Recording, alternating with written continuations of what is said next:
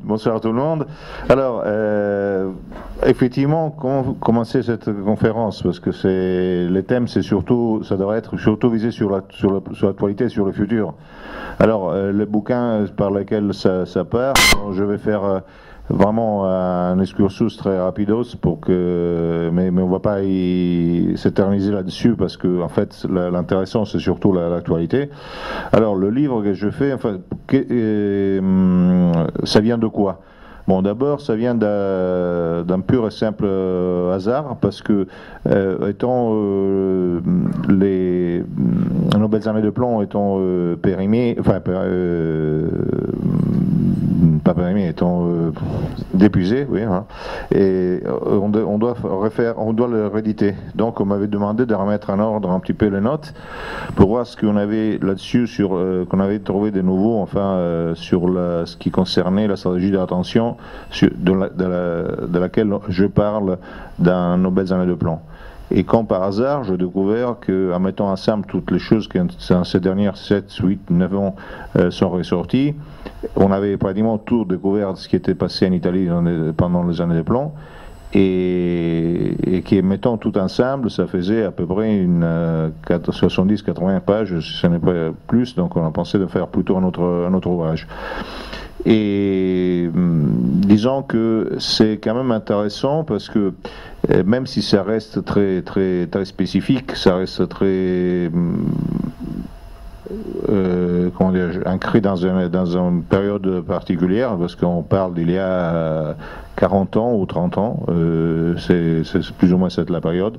Ça commence même plus tôt, ça commence dans les années 60, ça termine à la moitié des années 80, donc c'est quelque chose qu'on peut voir vraiment en noir et blanc, donc très vieux. Mais c'est intéressant parce qu'on découvre plusieurs choses. On découvre tout d'abord que depuis toujours les enquêteurs avaient les éléments, les preuves, et qu'ils sont toujours cherchés ailleurs. On découvre que tous les théorèmes qui ont été connus, c'était complètement faux. On découvre aussi des choses très intéressantes. Par exemple, quand il y a un massacre en particulier qui se fait il y a 40 ans dans une ville du nord-est italien, la préfecture de police a immédiatement tous les indices qui sont écrasants, et les bloqués immédiatement par le ministre de l'Intérieur, qui empêche qu'il y ait la poursuite des vrais coupables et qui demande de créer une autre piste. Alors les vrais coupables dans les spécifiques sont liés au Parti communiste italien, et la personne qui bloque la recherche, c'est le ministre de l'Intérieur, qui est le chef du Stay Behind en Italie. Donc c'est le chef de l'organisation qui en théorie était créée de façon anticommuniste pour empêcher les communistes d'aller au gouvernement. Donc c'est bien intéressant parce que les schémas reviennent un petit peu de partout, donc on découvre des choses très intéressantes. On trouve des services de l'Est liés aux services de l'Ouest, on trouve des alliances inimaginables qui en fait ont tout à fait une logique interne qui n'a rien à voir avec ce qu'on nous a toujours raconté. Par exemple, à l'époque de la guerre froide, les Américains utilisaient l'anticommunisme plutôt pour casser et pour réduire en esclavage ses propres petits alliés, et au même temps que la même chose faisaient les soviétiques de l'autre côté. Ils utilisaient l'anti-américanisme surtout pour casser ses propres alliés. Ils sont presque jamais sont entrés en lutte de collision, c'était arrivé très très tard pour des raisons géopolitiques et d'autres, mais c'est vraiment très très très tard. Et avant ils travaillaient main dans la main, et donc toutes sortes de structures mentales qu'on nous a fait croire n'étaient pas valables. Par contre, d'autres choses sont très intéressantes. Et en particulier, puis ce qu'on voit, c'est que l'international terroriste est justement international. Il était basé d'un point de vue géographique et logistique sur Paris, et il était fondé surtout sur une structure qui était la structure de l'international trotskiste, laquelle international trotskiste était couverte à niveau international non seulement par des gouvernements qui étaient particuliers, par exemple en France c'était la droite qui les couvrait, c'était pas la gauche, c'était couvert beaucoup par la commission trilatérale de Kissinger. Et autre chose, bon, on va découvrir que d'après l'arrivée de Staline en Russie et la défaite de Trotsky et des trotskistes, les trotskistes ont quand même trouvé beaucoup d'appui dans l'Occident. Ils se sont retrouvés à l'OTAN, ils se sont retrouvés en Amérique, ils se sont retrouvés dans les places financières, etc. Et finalement, pour expliquer bien la mentalité qui a pu entamer tout ceci, je reprends un parti, un interrogatoire d'un des chefs trotskistes par le commissaire politique stalinien Rakovski, qui a déjà été publié en France et qui explique carrément en fait la mentalité et qui pour nous expliquer aussi quelque chose qui est très, pour moi, est épatant. Aujourd'hui, par exemple, dans les différents modèles qu'on contrapose le modèle occidental et les modèles, disons, russes, il est évident que, comme il dit Bukowski, non seulement l'Union européenne, mais surtout l'Amérique et les États-Unis, c'est le communisme, et que plutôt c'est la Russie qui est le nationalisme. Pourquoi c'est le communisme? Parce qu'en fait, le vrai communisme, on peut aller après discuter, parce que je me suis mis à relire Marx et Engels, donc je pense que c'est exactement ceci. C'est exactement ce que Bukowski explique quand il parle du trotskisme. Donc il dit, le communisme, finalement, c'est l'autre finance. Trotsky avait dit en 1921, nous, les Comintern, donc nous, l'internationale communiste, nous sommes des réactionnaires par rapport à la City. Et en fait, si on va voir même avant la révolution bolchevique, tout de suite avant, on voit tous les gens qui ont financé, armé la révolution bolchevique, ceux qui ont donné l'argent à Lénine, mais surtout ceux qui ont donné l'argent à Trotsky, ce sont les mêmes en fait, qui sont exactement la même mentalité, même les mêmes banques et même la même logique de ceux qui ont fait la guerre en Irak, par exemple. Voilà. Donc, je crois que l'importance du livre, à part le fait de rendre un parti justice à ceux qui, comme moi, ont toujours dû se battre contre un fantasme absurde, parce qu'on a toujours raconté, on a toujours parlé de ce massacre fasciste, alors que si on regarde bien dans l'histoire, on peut accuser à tort ou à raison le fascisme de tout n'importe quel crime, mais il n'y a jamais eu un attentat à la bombe. Nulle part, alors que on ne peut pas dire la même chose par d'autres traditions, mais à part le fait de pouvoir démontrer de faire un minimum de justice au moins historique, l'important c'est de comprendre quelle est la structure mentale qui est derrière, quelle est la structure de pouvoir qui est derrière, et comment elle est toujours vivante actuellement. Elle a beaucoup moins besoin de créer la terreur par des bombes, alors qu'il le fait souvent dans d'autres pays, parce que aujourd'hui c'est tellement facile d'obtenir le même résultat avec 3 mots à la télé, donc c'est simplement à cause de ça qu'à la limite qu'il y a beaucoup moins de massacres, mais tous ceux qui ont toujours bougé vers cette stratégie d'attention, ceux qui l'ont imposé, ceux qui ont massacré, etc., restent toujours au pouvoir, et leur mentalité est exactement la même, et ils continuent de faire ceci. Et par exemple, dans tous les pays où il y a un peu moins de contrôle, où le contrôle fuit un peu, où la société est un peu plus archaïque, on voit que les mêmes logiques se répètent. Par exemple, en Grèce, dernièrement, c'est exactement ce qui se passe. Voilà. Mais l'important, je pense que ce soit de faire un discours sur la stratégie d'attention aujourd'hui, je crois, non, Michel?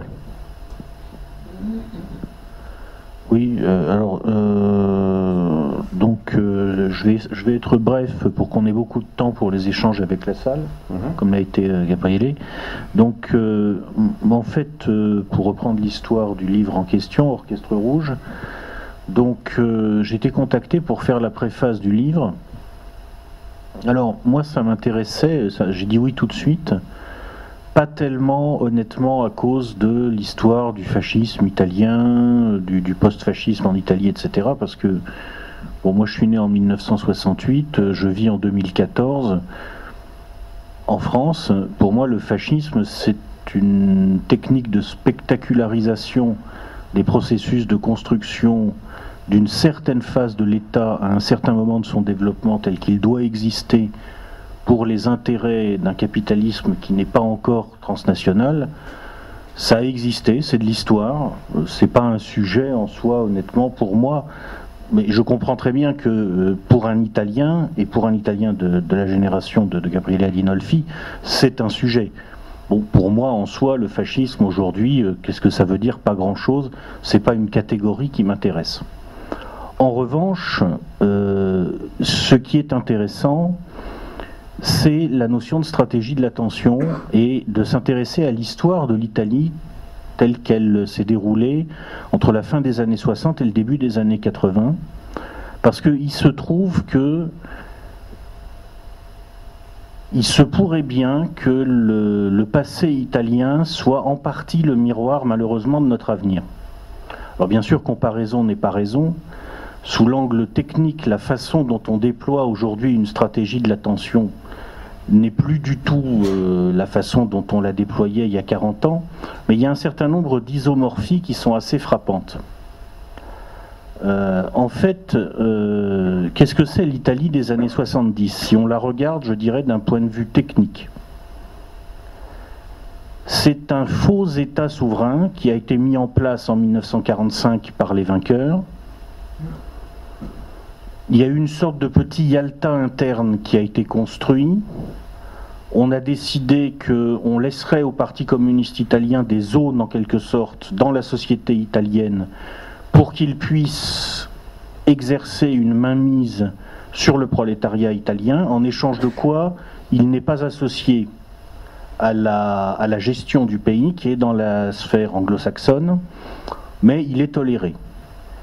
Et puis, on a une structure de contrôle qui a été mise en place par les vainqueurs, où on a en quelque sorte laissé croire au peuple italien qu'il continuait à avoir un État souverain, ce qui n'était absolument pas le cas. Et cette structure de contrôle est faite par l'alliance de divers réseaux, certains financiers, d'autres politiques, mais aussi, en grande partie, tout simplement mafieux, criminels. Bon. Donc c'est un pays, l'Italie des années 70, qui est un pays de fausse souveraineté, ce qui est une situation différente de celle qui était celle à l'époque de la France. La France à l'époque était un pays de souveraineté limitée, mais réelle. C'était une souveraineté limitée. On a bien vu très vite quand De Gaulle a voulu aller un peu trop loin, qu'on l'a rappelé à l'ordre et puis qu'on s'est arrangé pour mettre Pompidou à la place. Mais il y avait tout de même une certaine souveraineté française. Bon. Là, ce qui est en train de nous arriver à nous aujourd'hui en ce moment en France, c'est que nous sommes en train de passer du statut de pays à souveraineté limitée au statut de pays à fausse souveraineté. En fait, on est en train de rejoindre l'Italie dans le club des pays qui ont l'impression de continuer à exister, qui ont l'impression de continuer à avoir une vie démocratique, qui ont l'impression de continuer à avoir un gouvernement qui peut prendre des décisions, mais qui en réalité ne sont plus qu'un des faux nés des vrais pouvoirs qui se situent à l'échelle transnationale. Donc c'est une première isomorphie qui apparaît. Il y en a une deuxième, c'est que l'Italie des années 70 posait un problème aux gens qui, à l'échelle transnationale, opéraient ce contrôle. Alors je ne sais pas si les gens en question, c'était la commission trilatérale, le groupe Bilderberg, il y a plusieurs réseaux qui interagissent, on a du mal à savoir exactement où se situe le pouvoir. Moi j'ai tendance à penser qu'il va naturellement là où se trouve la plus grande concentration du capital, parce que je pense que, en dernière analyse, c'est la détention du capital qui, dans nos sociétés, décide de où est le pouvoir. Bon. Donc, peut-être que la commission trilatérale elle-même n'est qu'un instrument de coordination parmi d'autres. Bref. En tout cas, l'Italie leur posait un problème aux gens qui opéraient ce contrôle et aux gens qui l'opéraient de façon concrète pour le compte donc des vrais pouvoirs, en particulier donc on peut dire les centrales de renseignement, la CIA principalement. Elle leur posait un problème parce que les structures de contrôle qui avaient été mises en place en Italie, donc dans les années 45-50, et qui étaient adaptées à la société italienne de l'époque, ne l'étaient plus dans les années 70. Il fallait faire avancer l'Italie, qui avait changé de nature, vers des structures de contrôle plus proches de celles qui avaient été incubées en République fédérale d'Allemagne. avec une gauche social-démocrate totalement intégrée dans le système, et une droite libérale qui finalement, à la fin, devient presque moins intéressante du point de vue des réseaux du pouvoir transnational que la gauche social-démocrate, qui devient presque le parti principal de domination, le relais principal de domination. Donc il fallait gérer cette transition. Bon, et on sait comment ça s'est fait visiblement, entre autres choses, par une stratégie de la tension. Une troisième isomorphie qui apparaît, c'est l'existence dans le pays d'un parti qui est en tout cas, en apparence, très lié à la principale alternative géostratégique officiellement présentée comme étant vraiment une alternative, un adversaire, voire un ennemi. Dans l'Italie des années 70, c'était le PCI. Dans la France d'aujourd'hui, c'est le Front National. Alors, dans quelle mesure faut-il voir dans la Russie de Poutine l'héritière de l'URSS de Brejnev? Ça, c'est un grand débat. Dans quelle mesure peut-on parler vraiment d'opposition simple entre ce qu'était l'URSS de Brejnev et ce qu'étaient les États-Unis de Nixon, ou entre ce qu'est la Russie de Poutine et ce que sont les États-Unis d'Obama? Ça aussi, tout ça, ce sont des débats. Les camps ne sont pas fixes, les points de focalisation autour desquels on organise notre réflexion ne doivent pas, devenir trop fixes dans notre esprit. Mais en fait, tout de même, il y a un moment où ces oppositions sont réelles. Il y a des frontières à tracer, au moins, entre des pôles de puissance qui peuvent être rivaux. Là, en ce moment, à l'heure où on parle, on voit bien que la définition de ces frontières entre la Russie soutenue en arrière-plan par la Chine et les États-Unis et leurs annexes européennes, la définition de ces frontières est difficile. Il se passe beaucoup de choses en Ukraine. On sait ce qui s'est passé en Syrie ces dernières années. Et dans ce contexte-là, donc, qui ressemble un peu à une sorte de nouvelle guerre froide, on voit que le Front National français est quand même un parti qui semble de plus en plus être le représentant en France de l'alternative géostratégique russe. Bon. Donc ça fait beaucoup d'isomorphie entre la situation française actuelle et la situation de l'Italie des années 70. Bien sûr, ça ne veut pas dire que les choses vont se passer de la même façon. Encore une fois, comparaison n'est pas toujours raison, l'époque a changé, les instruments qui permettent de gérer les transitions sont aujourd'hui beaucoup plus immatériels, ils s'adressent à des sociétés qui sont différentes par leur imprégnation par le virtuel, qui sont différentes aussi par le niveau de violence qu'il faut y déployer pour créer de la tension. C'est-à-dire que dans l'Italie des années 70, pour créer de la tension, il fallait des dizaines de morts dans un attentat. Aujourd'hui, pour créer de la tension, finalement, effectivement, il faut plus grand-chose. La société est devenue tellement, j'ai envie de dire, sans qu'on y voit quoi que ce soit de péjoratif, mais tellement féminisée, qu'il suffit d'un très faible niveau de violence pour obtenir certains résultats en termes de psychologie sociale. Bon, donc les choses ne se passeront pas forcément de la même façon. Mais enfin, ça m'a paru intéressant quand même, effectivement, que les gens en France aujourd'hui connaissent l'expérience de quelqu'un comme M. Adinolfi, connaissent le trajet qui a été le sien et son discours sur les années de plomb en Italie, qui permet de comprendre à quel point une stratégie de l'attention peut en cacher d'autres, à quel point ça peut être complexe, et à quel point les vraies forces agissantes ne sont pas celles qu'on perçoit en général. Là, en ce moment, par exemple, en Ukraine, il y a certainement des pauvres gars qui sont en train de se faire trouer la peau en croyant qu'ils se battent pour l'Ukraine. Voilà, bon. Alors, ça me paraît intéressant, d'autant plus que j'ai remarqué que, forcément, comme j'ai écrit quelques bouquins, comme j'ai tenu un blog à un moment, j'ai pas mal de gens qui me connaissent. qui m'écrivent, avec qui je discute, et j'ai remarqué une sorte de discours qui revient de plus en plus, et qui revient surtout chez les jeunes hommes nés, on va dire, après 1980. C'est un discours très simple et tout à fait compréhensible. En gros, au-delà de tous les blablas qu'on nous raconte sur la montée du populisme, vous prenez quelqu'un qui ne connaîtrait pas le pays et qui regarderait les médias français, croirait qu'il y a des hordes de chemises brunes qui défilent dans les rues. Hein, bon. Voilà. Au-delà de ce genre de délire, la réalité de la France d'aujourd'hui, c'est que les jeunes mecs nés après 80 disent « quand on est né après 1980, on n'a pas d'avenir et c'est insupportable ». Parce que, tout simplement, il y a un gros conflit générationnel qui est latent. Il y a une génération qui a capté le pouvoir, qui a capté la richesse. Bien entendu, les individus qui composent cette génération ne sont pas en cause, hein, c'est pas d'eux qu'il s'agit, ce sont des dynamiques collectives. Cette génération, c'est le baby-boom. Et les jeunes mecs nés après 80 le supportent de moins en moins, ils se rendent compte qu'ils sont étouffés, privés d'avenir, dans un système qui est capté par cette génération. Et ils sont très énervés, et souvent le discours s'accompagne aussi de constats du genre « mais finalement, qu'est-ce qui va nous arrêter, qu'est-ce qui va nous empêcher si jamais on se révolte ?»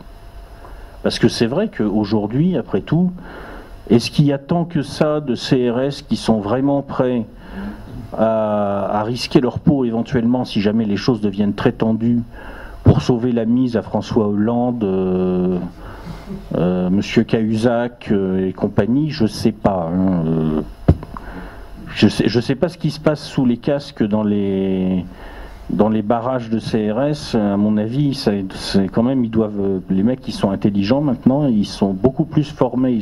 Il y en a beaucoup qui ont fait des études supérieures. Ils doivent quand même se demander un peu ce qu'ils font là et exactement. Bon, donc c'est vrai qu'il y a une tentation de se dire, bah finalement, il n'y a qu'à pousser. Le barrage de CRS, il va tomber, et qu'est-ce qui nous arrêtera après? Rien, je veux dire, le courage physique de François Hollande, bon. Sauf que l'expérience de quelqu'un comme Gabriele Adinolfi montre que c'est un peu plus compliqué que ça, que la barrière de CRS, ça c'est rien, à la limite ça fait partie du spectacle. Les vraies procédures de contrôle, elles sont ailleurs, elles se jouent à un autre niveau.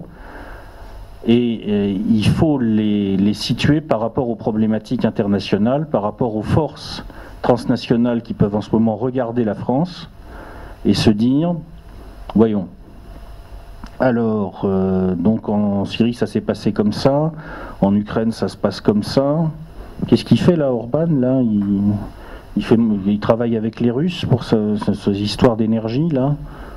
Ah ouais, tiens donc. Ah bon donc Madame Le Pen, là, elle a été reçue quand même à la Douma, et pas par un obscur député venu du fin fond de la Kirghizie ou je ne sais quoi, non. Bon, donc il faut avoir en tête comment ces gens peuvent voir les choses, et bon, aller au contact éventuellement pour tester un peu, pour former des militants, oui, mais il faut bien avoir en tête aussi tout ce que ça peut enclencher derrière. Voilà. J'ai fini mon introduction, et à moins que... Oui. Quelques petites considérations sur ce que tu viens de dire. Je suis globalement d'accord, presque sur tout, pas sur tout à 100%, mais enfin c'est rare que je suis d'accord presque sur tout, donc c'est déjà beaucoup. Je voulais faire quelques petites considérations. Bon, d'abord, mise à point, quand je parle de la trilatérale, justement, je suis d'accord, ce n'est pas que la trilatérale se fait par de 11, 20, 25 entre hommes cagoulés qui décident de l'avenir du monde. Je le considère la trilatérale comme d'autres choses. J'ai eu cette formule comme un conseil d'administration comme du multinational, donc nous sommes plus ou moins d'accord là-dessus. Simplement, il faut rentrer dans un moment de l'histoire. Le moment de l'histoire, c'est début des années 70. Alors, début des années 70, c'est l'avènement de la commission trilatérale avec avec une stratégie particulière dans laquelle on remaniait la face du monde, et qui était la stratégie particulière qui allait beaucoup plus dans le sens des multinationales et beaucoup plus dans le sens de la finance. Donc il était carrément celui gagnant. Mais c'était contraire, un grand parti contraire à la politique jusqu'à ce moment-là menée par les États-Unis. Donc c'est le grand moment où il y a le grand clash entre Kissinger et Nixon, qui se termine par Nixon qui est mis en impeachment, Kissinger qui fait passer par Ford la première, enfin la deuxième administration trilatérale du monde, parce que la première c'est celle de Giscard d'Estaing, et qui remanie toute la façade de la Méditerranée, par exemple, ou de l'Europe. C'est la chute de Portugal, du régime portugais, c'est la chute du régime grec, c'est l'avancée du Parti communiste italien en Italie, et c'est quand même l'effacement réel du gaullisme, même façon Pompidou, c'est le passage du gaullisme au libéralisme. Donc, ces moments-là, je pense qu'il y avait un parti trilatéral qui était gagnant. Puis aujourd'hui, c'est beaucoup plus compliqué. Premier élément. Deuxième élément, il faut ajouter, alors je suis tout à fait d'accord avec ces genres de raisonnements qui sont, on pourrait dire, structurels et matériaux d'une certaine manière, qui expliquent la réalité, mais je pense qu'il y a d'autres choses qui vont toujours avec. Alors, par exemple, il ne faut pas oublier un élément important, c'est que dans la tête du système occidental, c'est-à-dire les États-Unis, il y a eu entre 1960 et 1961 pratiquement la prise de contrôle sur tout ce qui était l'essentiel de la part de la CIA, qui a battu par exemple l'FBI, qui a éliminé le McCarthyisme. Alors la CIA, contrairement à ce qu'on a toujours raconté, il faut voir qu'est-ce que c'était. La CIA, c'était les produits de l'OSS, c'est-à-dire les services militaires, secrets militaires créés pour la guerre, et qui avaient été engagés par principe dans les universités et dans les milieux de radicaux de gauche des universités. Les agents de la CIA s'étaient battus très souvent militairement, coude à coude, avec les partisans communistes, en particulier en Italie, et donc le discours de la CIA depuis toujours avait été celui d'essayer de ramener les partis communistes italiens vers le gouvernement, et probablement même d'autres partis communistes. Et c'est officiel, parce que même dans toutes les dépêches de la CIA, ils continuent d'expliquer depuis 1964, ils essayent d'expliquer au Pentagone et au gouvernement américain qu'il faut faire rentrer les communistes au gouvernement. Et encore, je pense que c'est une idéologie qui n'est pas que celle de la CIA, je pense que c'est l'idéologie de la haute finance, parce qu'en fait, je pense que la haute finance, elle est essentiellement, foncièrement, et immanquablement communiste, dans le sens réel du communisme, pas le socialisme appliqué par Staline, etc., mais ce qui est vraiment l'idéologie, de ce qui sont les essentiels de l'idéologie Marx-Engels, ajouté à laquelle on peut ajouter du Reich, du Freud, quelque chose comme ceci. Alors, autre élément important, c'est que Michel a parlé justement de la souveraineté limitée ou de la fausse souveraineté. Donc, alors, et c'est important et pour l'époque et pour le parallèle. En fait, en Italie, qu'est-ce qui s'est passé? En Italie, où il n'y avait pas une vraie souveraineté, certaines milliers qui étaient de la droite du Parti socialiste et de la gauche de la démocratie chrétienne, c'est un peu compliqué là en Italie, ils ont essayé de jouer un rôle pour récupérer un minimum d'importance diplomatique, financière et énergétique italienne dans la Méditerranée. Alors, ils ont joué la carte américaine contre les Anglais, les Français, les Israéliens. On parle de Suez 1956, etc. Et cela a apporté aussi tout un ensemble de guerres intestines, parce qu'en fait, quand la stratégie d'attention a bien plu, si l'on veut, à Kissinger, a bien plu aux communistes, etc., ils y sont rentrés aussi, parce qu'il n'y avait pas un État qui bouclait, ils sont rentrés aussi dedans pour des guerres parallèles, les Français et les Anglais, surtout les Israéliens. Les Israéliens qui ont expliqué aux Brigades Rouges, il faut raconter ça, un des chefs de Brigades Rouges raconte le premier contact que les Mossad tiennent avec les Brigades Rouges, et qui continuera après à être très important sur les assassinats, sur le terrorisme en Italie. Donc ils se présentent, vont voir le chef de Brigade Rouge et lui disent: voilà, ça c'est la liste des infiltrés des carabiniers, c'est-à-dire des gendarmes dans vos files. Ça c'est l'adresse d'une personne qui vous a trahi. On vous donne des armes, on vous donne de l'argent. faites ce que vous voulez. Et les autres disent, mais comment, pourquoi? Ils leur répondent, c'est parce que pour notre intérêt, le seul pays stable de la Méditerranée doit être Israël, donc faites le bordel que vous voulez. Les chefs de la Brigade Rouge refusent. Un an après, ils sont arrêtés. Je ne dis pas qu'il y a rapport de cause-effet, mais il y a un rapport de cause-effet sur le fait qu'un autre chef de Brigade Rouge n'est pas arrêté. C'est celui qui a passé l'accord. Et bon, donc il y a beaucoup d'éléments là-dessus. Alors ça, quand on parle de l'histoire. Quand on parle de la réalité, justement, je vais essayer de faire un parallèle. Je suis déjà d'accord que les gens qui se font tuer en Ukraine, finalement, ils ne se battent pas pour l'Ukraine, mais c'est vrai et c'est faux en même temps. Comme c'était vrai et c'était faux en même temps, par exemple, que les terroristes rouges qui essayaient de faire la révolution le faisaient pour la haute finance, ils le faisaient aussi pour eux-mêmes. Donc je veux dire, c'est un ensemble de choses qui est très très très complexe et très compliqué. Il faut dire par contre, si on regarde aujourd'hui la situation, alors il y a des oppositions un peu partout en Europe, Est et Ouest, des oppositions qu'on appelle populistes. Bon. Alors, c'est comme par hasard, les oppositions populistes à l'Ouest sont contre l'Union européenne et à l'Est sont pour l'Union européenne. Alors, pourquoi?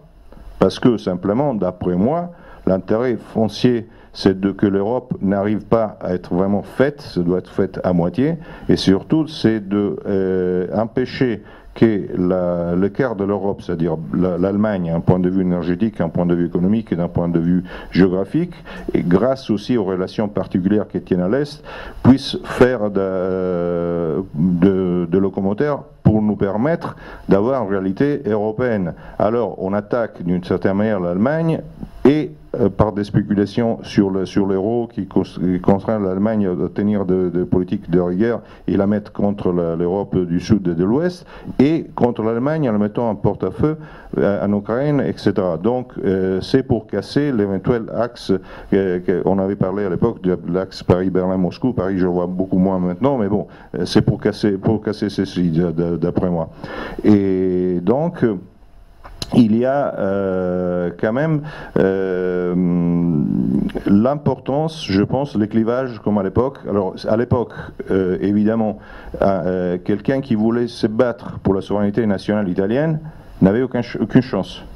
Quelqu'un qui voulait se mettre, comment dirais-je, aux ordres carrément des intérêts américains ou anglais ou soviétiques, enfin, était un pur et simple valet. Quelqu'un qui voulait travailler, par exemple, pour obtenir pour une certaine puissance par des relations avec d'autres puissances, etc., avait des chances. Et effectivement, ceux qui ont essayé ceci, ils se sont fait presque tous tuer, parce qu'ils n'étaient pas forts, mais au moins ils allaient dans la bonne direction. Donc je pense que, même l'histoire, le clivage entre souverainisme et fédéralisme, c'est-à-dire les fédéralistes, les eurofédéralistes d'un côté et les souverainistes de l'autre, c'est un faux clivage. C'est-à-dire il faut passer le cap et trouver une solution beaucoup plus intéressante. Et finalement, dernière conclusion, je répète, je suis tout à fait d'accord avec la logique, enfin l'analyse structurelle, mais je pense que l'économie, la sociologie, la psychologie vont avec d'autres choses aussi, vont avec la métaphysique, vont avec le symbole, vont avec des choses qui forment un tout. Et en fait, c'est vrai que la jeunesse qui est née dans les derniers, enfin les gens qui sont nés à partir de 1980 se disent qu'ils n'ont pas d'avenir. Mais le problème, c'est qu'ils n'ont pas d'avenir parce que ils n'ont pas de passé. Justement, on efface le passé, on déforme le passé, on élimine l'avenir, on est toujours dans un éternel présent qui psychologiquement est dans un éternel absent. Donc en fait, il y a un élément de robotisation presque imaginaire qui joue là-dessus, que je trouve que c'est très significatif. Et je pense que c'est surtout par le réveil de soi-même à niveau de conscience qu'on peut après essayer de recoudre les choses, de mettre ensemble les éléments, parce que autrement on ne peut que faire l'analyse et les bilans jour par jour de dégâts qui seront de plus en plus forts. Et je pense quand même que face à des guerres qui seront de plus en plus forts, là je rejoins un petit peu Junger et beaucoup plus Nietzsche, ce sont souvent les gens qui sont libres de leurs besoins, qui sont capables de vivre la réalité d'une autre manière et peut-être même de la changer parfois même sans besoin d'agir particulièrement.